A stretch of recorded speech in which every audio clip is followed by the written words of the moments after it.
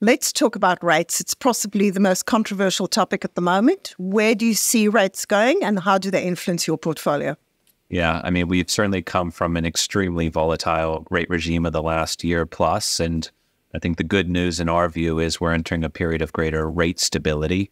And that's largely a function of central banks having reached terminal policy rates, but also the right direction to travel on more disinflation on a go-forward basis should bring stability versus volatility to rates over the next couple of years. And the inverted yield curve is, the length of it, or the elongated version of it you've mentioned before, is quite unusual. Does that unusual play out in a different way than before, or on what's going to cause it to revert back to a normalized yield curve? Yeah, so every cycle in time is different. Would say that inverted yield curves don't happen that frequently or that often. Going back to the 80s, there's been 4 other points of inversion. Today, we're in the 5th. This one's a bit longer in terms of its duration of inversion. We're in month 11 since the curve, the 3-month, 10-year inverted. And so, we're in this window of opportunity to start thinking about what can history tell us, what lessons have we learned from looking back in time around, relative value opportunity sets and how to think about duration risk and fixed income when we're in an environment like this where the yield curve is inverted. So let's go a little bit deeper. The data matters very much these days.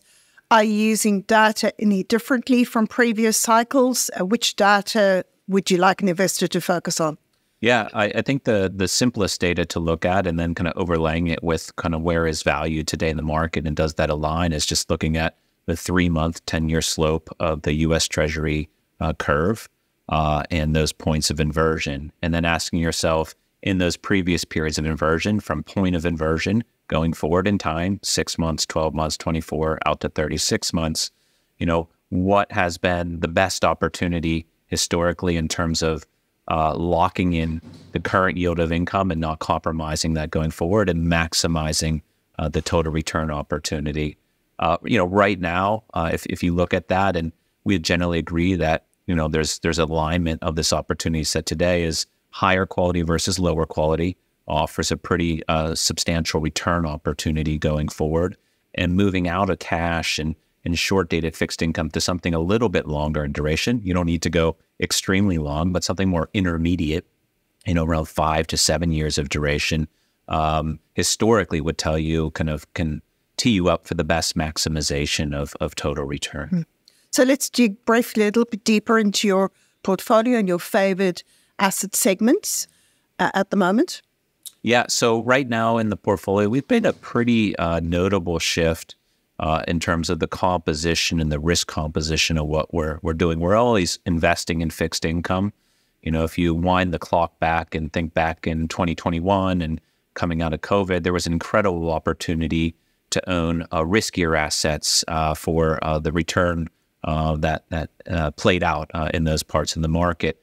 Today, we're entering a more nuanced environment of, while inflation is slowing and we're in restrictive policy rates, so too is growth. Not a disastrous growth backdrop, but one where there's less central bank support, a slowing growth backdrop, and you need to be, I think, higher quality in the portfolio. So in particular, agency mortgage-backed security pools, which don't have credit risk but have duration and convexity risk, are an area we think is presenting pretty attractive relative value.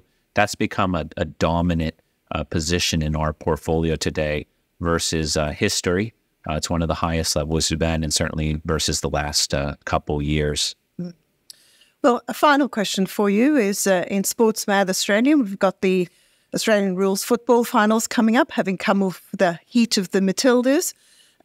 Does American sport teach you anything about the way you run your portfolios?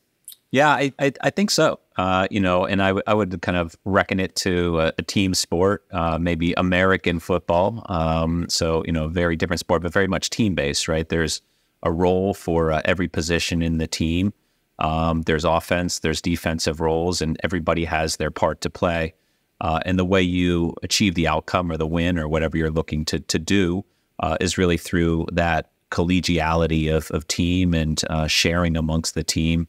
To get to that outcome. That's how we operate our portfolios, is a lot of integration of the teams, collaboration amongst the teams to ensure we get to where we need to do for the objectives we're setting in the fund.